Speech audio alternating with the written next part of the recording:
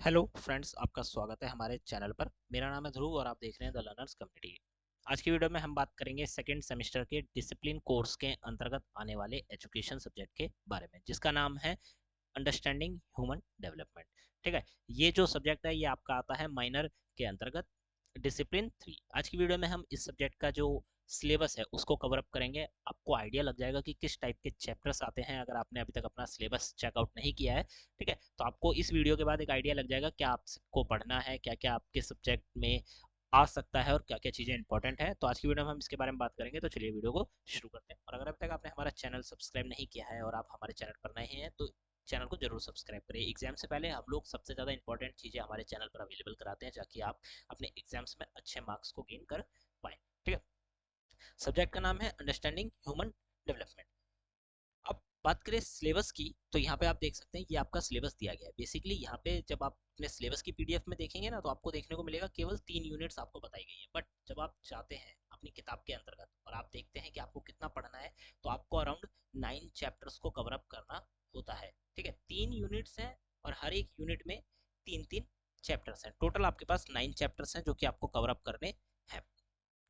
अब बात करें यूनिट नंबर 1 की। यूनिट नंबर 1 में आपको 3 चैप्टर कवर करने हैं। पहला चैप्टर आपका जो है वो है मानव विकास, विशेषताएं एवं विभिन्न अवस्थाएं। ठीक है, मानव के विकास के बारे में आपको बेसिक डिटेल पता चलेगी चैप्टर नंबर 1 में। उसके साथ साथ आपको विशेषताएं, मानव का जो विशेषताएं हैं उसके बारे में जो डिटेल्स है और अलग अलग प्रकार की जो अवस्थाएं हैं उनके बारे में। ठीक है, ये आपका चैप्टर 1 में जो चीजें हैं वो कवर अप होती हैं। अब चैप्टर नंबर 2 को देखते हैं। तो मानव विकास के मूलभूत सिद्धांत और विमर्श, ये आपका एक इंपॉर्टेंट है। ये मैं इसलिए बता रहा हूँ क्योंकि देखिए इसमें आपसे मेनली क्या पूछा गया, मानव विकास के मूलभूत सिद्धांत और एवं विमर्श। सिद्धांत जो है वो थ्योरीज हैं। ठीक है, ये थ्योरीज आपको बहुत अच्छे से याद होनी चाहिए एग्जाम से पहले, ताकि आपको एक आइडिया लग जाए कि क्या क्या आपके एग्जाम में आएगा और थ्योरीज किस प्रकार से पूछी जा सकती हैं। ठीक है, तो जितने भी थ्योरीज आपको कवर अप करनी है। चैप्टर नंबर 3 की बात करें तो मानव विकास में परिवार, विद्यालय एवं समाज की भूमिका। मानव विकास में जो परिवार है, फिर स्कूल है और फिर समाज है, इन तीनों की क्या क्या भूमिका है जब हम मानव के विकास के बारे में स्टडी करते हैं तो। ठीक है, ये आपको इसके अंतर्गत पता चलेगा। जब आप पढ़ेंगे तो आपको एक आइडिया लग जाएगा कि जी अगर मानव का विकास हो रहा है तो परिवार के अकॉर्डिंग किस प्रकार से हो रहा है, विद्यालय के क्या क्या हेल्प हो रही है मानव के विकास में, और ठीक है, और समाज किस प्रकार से अपना योगदान दे रहा है विकास में। ठीक है, ये आपका यूनिट नंबर 1 कवर हो जाता है, जिसमें हमने सिर्फ मानव के विकास के बारे में जो बेसिक डिटेल्स है ना वो हम यहाँ पे कवर अप करते हैं। अब बात करते हैं यूनिट नंबर 2 की। अब यूनिट नंबर 2 में आपका जो चैप्टर नंबर 1 है वो बनता है एरिक एरिक्सन, स्वनिर्मित और मनोसामाजिक सिद्धांत। अब देखिए, अब यहाँ पे हम आ जाते हैं। ये जो यूनिट नंबर 2 है ये one of the most important है इस कंप्लीट चैप्टर में, बिकॉज आपके एग्जाम में आपसे पूछे जाएंगे डायरेक्टली, एक व्यक्ति का नाम दे दिया जाएगा और कहा जाएगा इसके द्वारा दिए गए सिद्धांत का वर्णन कीजिए। ठीक है, तो यहाँ पे क्या बताया गया, यहाँ पे जो चैप्टर है वो पूरा का पूरा चैप्टर एक व्यक्ति के द्वारा दिए गए, मतलब किसी भी आदमी के द्वारा दिए गए एक सिद्धांत पे निर्भर करता है। ठीक है, आपका पूरा चैप्टर बेस है।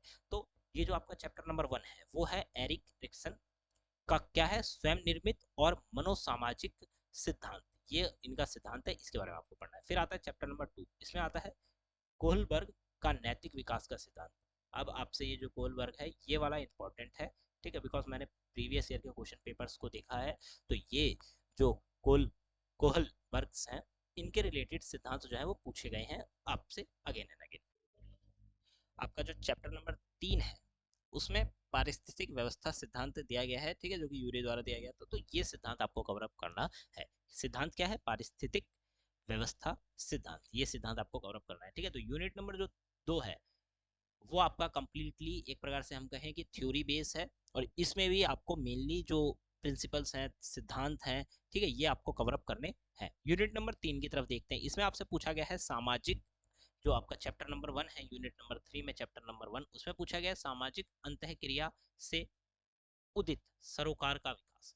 सामाजिक अंतःक्रिया मतलब समाज में के अंतर्गत जो क्रियाएं हो रही हैं आंतरिक रूप से, ठीक है, उनसे उदित सरोकार एवं विकास के बारे में आपको पढ़ना है। फिर चैप्टर नंबर 2 में आपसे पूछा गया बाल्य अवस्था एवं किशोर अवस्था को विविध संदर्भों में समझना। ठीक है, जो बाल्यावस्था है और जो किशोर अवस्था है, इन दोनों अवस्थाओं के बारे में आपको अलग अलग पॉइंट ऑफ व्यू से जो विविध संदर्भ है उनके बारे में वो आपको पढ़ना है।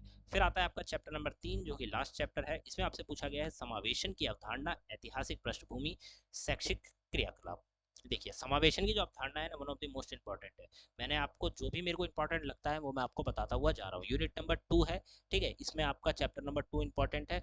यूनिट नंबर 3 में आपका ये समावेशन की जो अवधारणा है ये इंपॉर्टेंट रखता है। और यूनिट नंबर 1 में हम कह सकते हैं कि चैप्टर नंबर 1, क्योंकि इससे रिलेटेड मानव विकास से विशेषताएं पूछी जा सकती हैं, आवश्यकताएं पूछी जा सकती हैं, ठीक है, और मानव विकास की मूलभूत जो सिद्धांत है ये पूछा जा सकता है। तो यूनिट नंबर 1 में आपका चैप्टर नंबर 1 और 2 इंपॉर्टेंट है। तो ये सारी चीजों पे आपको एक्स्ट्रा ध्यान देना है, ठीक है। बाकी आपको कवर अप तो सब कुछ ही करना है, क्योंकि आपके एग्जाम में क्वेश्चन आने के चांसेस किसी भी चैप्टर से बन सकते हैं, ठीक है। तो आपको क्या करना है, ये सारी चीजें कवर अप करनी है। ये आपका सिलेबस था second semester understanding human development आपके सब्जेक्ट का, ठीक है। ये जो कंप्लीट एक प्रकार से हम कहें कि सिलेबस हो गया, नोट्स हो गए, और साथ के साथ आपके जो स्टडी मटेरियल्स हैं ये सब के सब हमारे ऐप पर अवेलेबल है, ठीक है। हमारे ऐप पर अगर आप अभी तक नहीं गए हैं तो प्ले स्टोर पर जाके the learners community DUSOL search करिए, ठीक है। या फिर आप DUSOL पे सर्च करेंगे तो ये वाला जो लोगों का जो ऐप है ये आपको डाउनलोड करना है।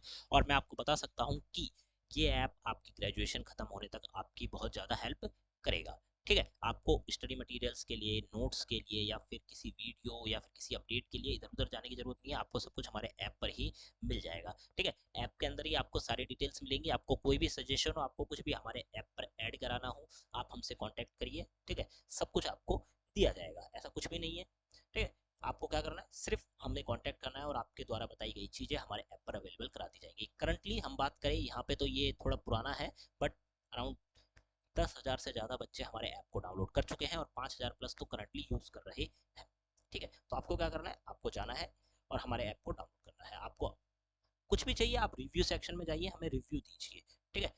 टेलीग्राम से आप जुड़ सकते हैं, इंस्टाग्राम से जुड़ सकते हैं, यूट्यूब हमारा सब्सक्राइब कर लीजिए, नोट्स स्टोर हमारा अवेलेबल है। ये सारी की सारी चीज़ें आपको हमारे डिस्क्रिप्शन बॉक्स में देखने को मिल जाएगी, ठीक है। हमारे ऐप को डाउनलोड करिए, नोट्स के लिए, फ्री PDFs के लिए और पेड नोट्स के लिए, सब कुछ हमारे ऐप पर अवेलेबल है। मिलते हैं अगली वीडियो में। Thanks for visiting on my channel guys.